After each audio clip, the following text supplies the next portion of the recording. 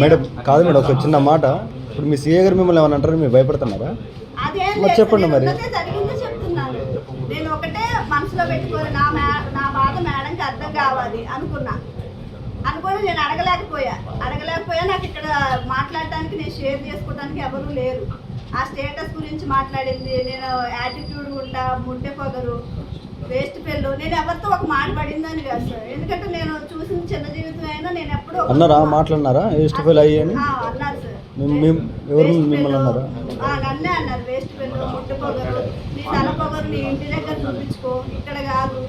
ఒక్కసారి అంటే నేను సరేలే మా మేడమేలే అని వదిలేసేదాన్ని. పదే అదే రిపీట్ అవుతుంది. అది కూడా టార్గెట్ చేసే అన్నారు నన్ను ఒక్కదాన్నే, మళ్ళీ అందరితో కలిపి కాదు, నన్ను ఒక్కదాన్నే మెన్షన్గా నా వైపు చూసుకుంటానే అన్నారు.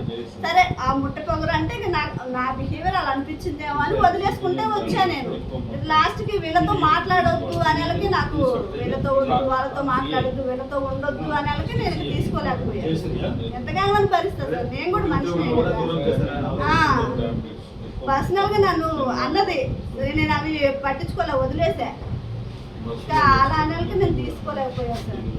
నేను బాధపడేది చూశారు కానీ అందరూ ఎడవు సరే సర్దుపోతులు అని చెప్పారు, కానీ నేను ఒకరితో షేర్ చేసుకునే అంత ఇది లేదు అక్కడ. మీరు ఏమైనా ఇన్సిడెంట్ జరిగినా ఇన్ కేస్ ఆఫ్ స్టేషన్ ఇది గవర్నమెంట్ సెక్టార్ కాబట్టి మీరు అక్కడికి వెళ్ళి కంప్లైంట్ ఇవ్వచ్చు, మీకు అవకాశం ఉంది. నేను కంప్లైంట్ దాకా వెళ్ళకూడదు అనుకున్నా సార్, ఎందుకంటే కంప్లైంట్ ఇద్దామో అనుకోలేదు. కాదు మేడం, ఇప్పుడు మీ పై అధికారి ఎస్ఐ గారు ఉన్నారు కదా, మరి ఎస్ఐ గారికి ఇన్ఫార్మ్ చేసిర్రా మీరు ఇట్లా సీఏ గారు ఇట్లా వేధిస్తున్నారని చెప్పేసి?